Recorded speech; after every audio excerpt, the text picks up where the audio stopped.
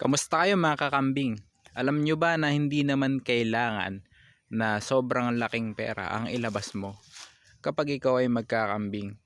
Yan, ito ay pagdating sa mga bakod nila. Yan, ngayon sa video ito ay gusto ko ipakita sa inyo yung isa sa matipid o kung bakit pinili ko yung range net sa panahon na to. Ayan, nung last November and December kasi 2024, syempre nakapagbenta tayo ng ating mga pang-out na kambing. So karamihan doon ay barako at ginamit yon sa mga handaan. Ayan, ngayon, syempre kapag kumikita sa pagkakambing, hindi yon lahat ay uubusin mo sa scatter o sa mga bagay na hindi mo mapapatubo. Ayan, ngayon syempre mag-i-invest ka rin sa mga bakod. At syempre ayoko naman na ang i-share laging bakod ay itong mahal na, ayan, makikita nyo dito ay steel matting and cyclone wire. So ito ay kung ikaw ay maliit ang puhunan, mahihirapan ang magkakambing dyan. Kaya naman ipinakita ko sa ating mga kapwa magkakambing itong range net. Ayan, ang pinili ko kasi yung sa manok maliliit yon, yung butas. Ito medyo nilaki-lakihan ko para ma-stretch ko ng maigi. So ito ay nabili ko ng 1,100. 1,109 kasama na yung delivery dun sa Shopee. Ngayon may range net na siya, tapos may free na siya ng mga ganito plastic lock. Okay, so dun sa ginastos ko na 1,000 ay nakaikot na siya dun. So kasi nakalagay dito ay 50 meters. Yon. So sa tingin ko naman doon ay hindi pa na-stretch yon, yung 50 meters na yon. Kaya kung babatakin mo siyang maigi, masusulit mo talaga. Ayan. Tapos kung ikaw naman ay nasa probinsya, tulad ko sa upland, siyempre meron ka mga kahoy. Ito, salamat na rin sa aking mga lolo't lola noon na mahilig magtanim. Meron tayong napagkapitan ng ating mga range net. Ngayon ito, yung mga kakawati na istaka na to, o kakawating tigas na nga yan ayan, so nakatumba lang yan doon. Ayan, yung natumba dito dati ay nagamit ko na poste. Okay, so matagal na yan nakatumba doon, nagamit natin. Pwede ka din gumamit na sariwa kung gusto mo. So dito wala kang gagastusin, libre. Labor mo lang sa sarili mo, or kung masyadong mahaba ang babakuran mo, mag-labor ka ng 700, di ba? So from 8 to 5 yon, pwede mo bayaran ng 700, 750, 800 ang iyong tao na gagawa. Ngayon pagdating naman sa kawayan, ito nakukuha lang sa mga likuran.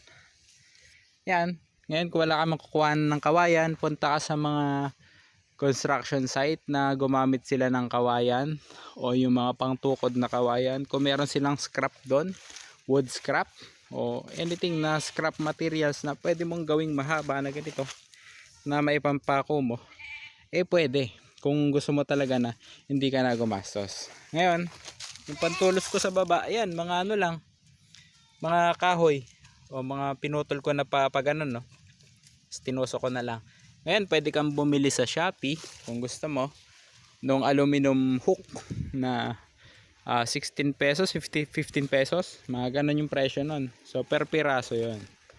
So ayan, tapos ito sa nyug ko ikinapit. So ang ano ko dito ay hindi mo naman kailangan na ipa-semento kung hindi mo pa kaya. Hindi mo naman kailangan ng mga bakal na pang poste kung hindi pa kaya. Ayan, so napakahalaga kasi bakit inuuna ko to kaysa bili ako ng bili ng kambing. Ba't inuna ko yung bakod? Napakahalaga kasi niyan dahil hindi sa lahat ng oras kayang magkumpay ng pagkain nila. So pag may mga times na busy ka, or may times na kailangan mo ipahinga yung katawan mo, meron kang pagkakataon na makapagpahinga nang hindi sila inaalala na magugutom. Pwede mo silang pakawalan sa kanilang pastulan na napoprotektahan ng bakod.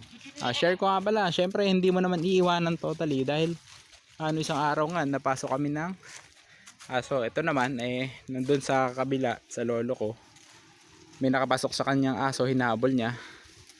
So nakalusot dito, paglusot dito, pinilit niya lumabas. Dito siya dumaan, ngat-ngat niya yan. So palabas naman, hindi naman siya papasok sa loob. Pero ang kagandahan naman ng may ganito, syempre ang aso, bago nila mapasok yan, nakatawag na yung attention mo. Kumbaga nakita mo na may pumapasok. Yan. Enjoy ba kayo mga kakambing? Ito sila makain. At mamaya yan, busog na sila. Ayan. So ganun, ngayon kung gusto mo na medyo matibay-tibay, yung iba gumagamit sila ng hog wire. Alam ko mas mura yun ng konti sa Cyclone o sa steel matting, pero hindi pa ako nakapag-experience ng hog wire. At hindi ko ma-share pa na kung ano yung kagandahan nun dahil di pa nga ako gumagamit. Nakikita ko lang siya sa ibang magkakambing. So nakakita rin naman ako na inunan nila yung mga kakawati, nilimitan nila yung tanim. Yun ay kung marami kang kakawati na pwedeng gamitin. Ayan. So dito naman may kakawati tayo doon. Pwede natin gawin pambakot in the future. So dito naman yan sa bandang ilat o parang bangin yan parang ilat. So i-extend ako pa ng isa pa. Tapos isa pa doon. So bali dalawa pa. Ayan, yan pag nakabenta tayo ulit ng kambing, bibili ulit tayo ng net. At yun ulit yung gagamitin natin na materyales upang makapagbakon tayo. Tapos habang nalilinis sila, pwede nating mataniman to balang araw. And pwede tayong makapagplano pa na kung paano natin hatiin yung mga areas dito upang mas marami silang maging pastulan. So sa ngayon, inuubos muna nila yan. Pag naubos nila yan, makikita nyo magiging brown yan. At parang gano'n sa kabila, sa main pastulan nila. Yan, nakita nyo ba yan? Kulay brown lahat. Ayan. So mga layak na lang yun nandun. At pwede ko nang taniman niya ng halaman o punong kahoy na hindi nila kinakain. Gaya ng guyabano. Ayan, di yan kinakain ng ating mga kambing. So pwede nating pagplanuhan yan in the future. Gagawin natin yan. Ngayon pastol muna dito at linis. So yun, sana nakatulong yung video na to sa inyo. Ayan, kinwentuhan ko lang kayo ng konting paraan kung paano ako naging matipid ngayong pagpasok ng taon. Kasi bala ko talaga palakihin yan ng mas madali na ang kanilang pagdami at di na sila mahirapan sa pastulan. So yun lang. Subscribe kayo sa aking channel, Teacher Farmer Ali, at meron tayong Facebook page na Kambingan ni Ali Boy. Pag may tanong, message lang po kayo or comment sa ating mga pages and channels. Okay, happy goat racing po sa ating lahat. And Happy New Year ulit.